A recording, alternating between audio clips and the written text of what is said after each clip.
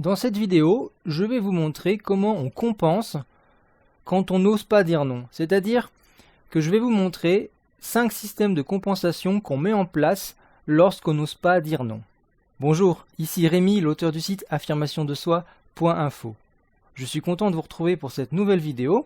Alors comme je le disais à l'instant, on met en place des systèmes de compensation lorsqu'on n'ose pas dire non. Qu'est-ce que c'est qu'un système de compensation? À quoi ça correspond? Eh bien vous le saurez en écoutant cette vidéo, vous allez comprendre ce que c'est en écoutant cette vidéo. Il y a de nombreuses personnes qui n'osent pas dire non, c'est peut-être votre cas, et ça génère forcément beaucoup de frustration. Lorsqu'on dit oui alors qu'on aimerait dire non, eh bien on va forcément avoir envie, besoin, on va forcément avoir la volonté de se rattraper, de s'exprimer quand même, malgré ce oui qu'on a dit, malgré ce oui qu'on nous a peut-être arraché. On va avoir envie peut-être de se venger, ou de prendre une revanche en tout cas.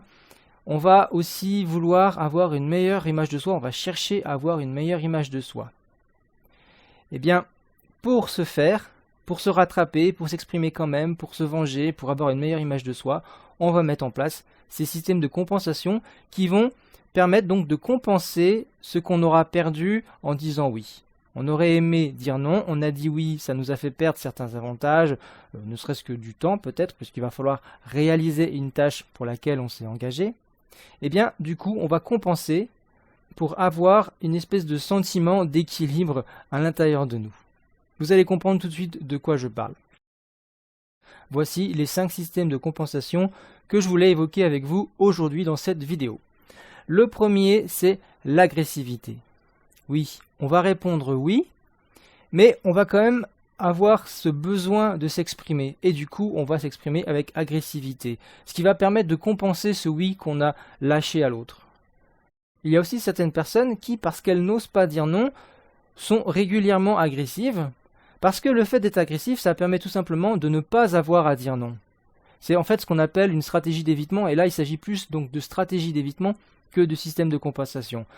Mais dans tous les cas, le fait même de répondre oui et d'être agressif pour quand même s'exprimer, pour quand même prendre le dessus sur l'autre et avoir quelque part cette revanche, eh bien ça entraîne des relations non harmonieuses. Et puis aussi une tristesse au fond de soi parce que les gens à force nous fuient ou sont mal à l'aise en notre compagnie. En plus de l'agressivité, on pourrait citer la médisance comme système de compensation.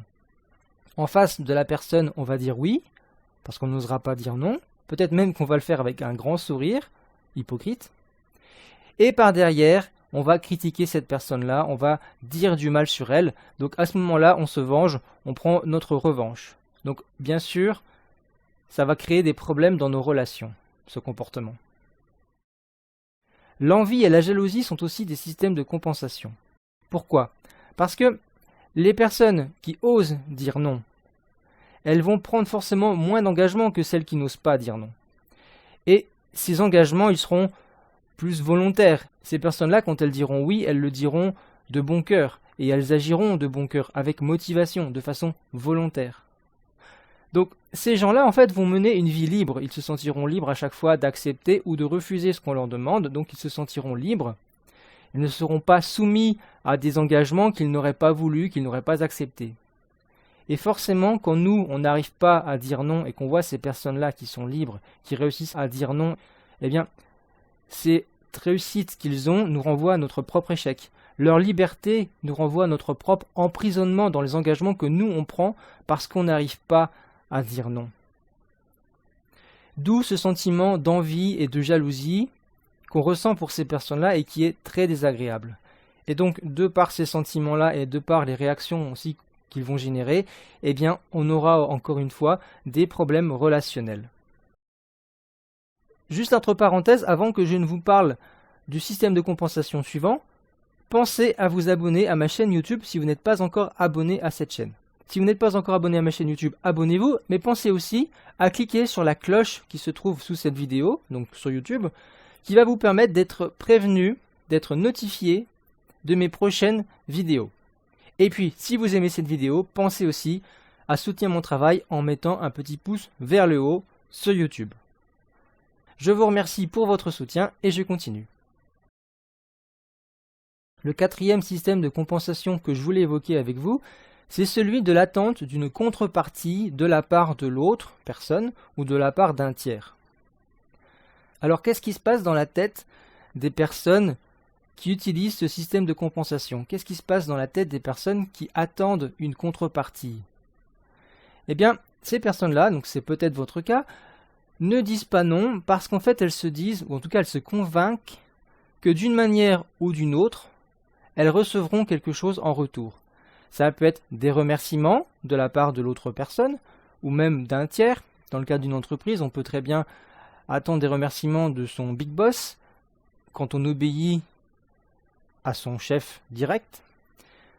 On peut attendre des félicitations, de la reconnaissance, peut-être au travail une augmentation ou une promotion. Puis il y a aussi des gens, je le vois souvent parce qu'on m'envoie régulièrement ce genre de messages, des gens qui sont vraiment plein de gratitude pour le travail que je fais à travers mon site et qui me disent « Dieu te le rendra ». Et ça résume bien la pensée que l'on a parfois, qui consiste à se dire « Eh bien, je donne et de toute façon, même si sur Terre, on va dire sur Terre, je ne le reçois pas un retour, eh bien, après la mort, Dieu me le rendra, Dieu saura se souvenir de ce que j'ai fait de mon vivant ». Alors, quand comme ça on attend une contrepartie de la part d'un autre ou d'un tiers et qu'on dit oui à tout bout de champ, on se retrouve finalement dans une situation confortable parce que cette situation-là nous évite d'avoir à dire non. On a dans notre tête ce raisonnement suivant, je dis oui parce qu'au final je recevrai de toute façon quelque chose en échange, je recevrai une compensation et finalement tout le monde sera gagnant.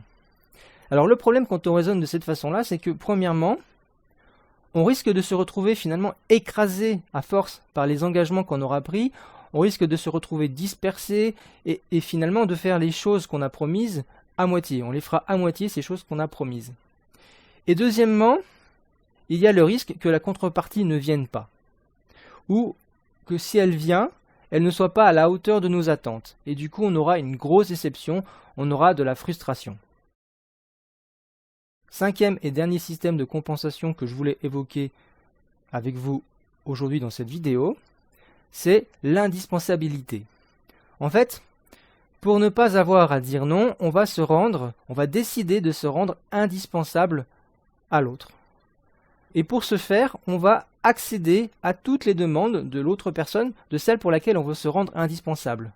On va combler tous ses besoins, et donc on va dire toujours oui. Et bien ça tombe bien, puisque comme pour se rendre indispensable, il faut toujours dire oui à ce que l'autre nous demande, et bien du coup, on n'a pas besoin de dire non. Vous voyez, le fait de prendre la décision ou de vouloir, parce que ce n'est pas forcément une décision consciente, le fait de vouloir se rendre indispensable pour l'autre personne, eh bien, ça fait que on ne sera jamais amené à dire non, parce que chaque fois qu'on dira oui, eh bien finalement, on deviendra de plus en plus indispensable pour l'autre personne. En tout cas, c'est ce qu'on aura l'impression d'être, c'est ce qu'on aura l'impression de faire dans notre tête, c'est pas forcément ce qui se passe vraiment dans la réalité sur le terrain. Donc en nous rendant indispensable, en fait, on trouve une bonne raison de ne jamais dire non. Ce qui permet donc de garder une bonne image de soi, parce que déjà, on évite de perdre en estime de soi, puisqu'on n'est pas amené à se dire « Ah, je suis vraiment nul, j'arrive pas à dire non ». Voilà, les personnes qui cherchent à dire non et qui n'y arrivent pas, eh bien, à force de ne pas y arriver, elles baissent en confiance en soi, et puis à la fin, elles perdent en estime de soi. Alors que si on veut se rendre indispensable, et si on décide déjà dès le départ qu'on dira toujours oui pour être indispensable, et encore une fois, c'est pas forcément conscient, ça peut être inconscient cette décision, et bien forcément, jamais on perdra en estime de soi, puisqu'on aura toujours l'impression de bien faire, donc on aura une belle image de soi. Oui, on est indispensable pour l'autre, et ça, donc c'est le deuxième avantage que je voulais exprimer ici, c'est que du coup, on se dit, sans moi, l'autre ne serait pas arrivé à ce qu'il est aujourd'hui, il ne serait pas arrivé là, c'est vraiment grâce à moi qu'il en est là. Voilà. Et donc là, on a forcément une belle image de soi. Mais en fait, le gros problème, c'est que quand on veut se rendre comme ça indispensable, eh bien, on en oublie ses propres besoins, ses propres désirs. Et pour reprendre l'exemple du travail, eh bien, vous êtes certainement comme moi, vous connaissez certainement des cadres, ou même des employés, il n'y a pas besoin d'être cadre, des employés qui se font bouffer, ronger par leur travail, qui y passent leur soirée et leur week-end, et qui, au final, ne profitent pas de leur famille. Alors oui, ils sont indispensables dans leur entreprise, en tout cas, ils ont l'impression d'être indispensables dans leur entreprise, mais ils passent à côté de nombreuses autres choses, et le risque, c'est qu'à la fin de leur vie, ou même quelques années après, ils aient l'impression d'avoir gâché leur temps, surtout s'ils n'ont pas, là je reviens au système de compensation précédent, surtout si à terme ils n'ont pas cette reconnaissance qu'ils espéraient avoir. Pour résumer cette vidéo, vous voyez donc que les systèmes de compensation qu'on met en place quand on n'ose pas dire non, eh bien ils ont des effets négatifs. Pourquoi? Parce qu'en fait ils créent souvent d'autres problèmes. On met en place ces systèmes de compensation pour résoudre un problème, ce conflit qu'on a à l'intérieur de nous entre le oui qu'on dit et le non qu'on aimerait exprimer. Et en fait, quand on utilise ces systèmes de compensation, on en arrive à des nouveaux problèmes.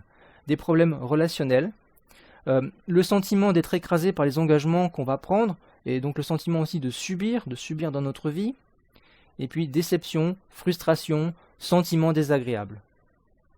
Alors, vous voyez bien que l'idéal, c'est qu'au lieu de compenser le fait de ne pas oser dire non, il faudrait combattre le mal à la racine. Donc il faudrait réussir à dire non, il faudrait oser dire non. Alors c'est pour ça que je vous conseille de regarder la vidéo suivante au sujet de la peur de dire non. Dans la vidéo suivante, vous allez découvrir les 4 grandes peurs qui se cachent derrière la peur de dire non. Vous allez aussi découvrir les 2 grosses erreurs que font les gens qui n'osent pas dire non.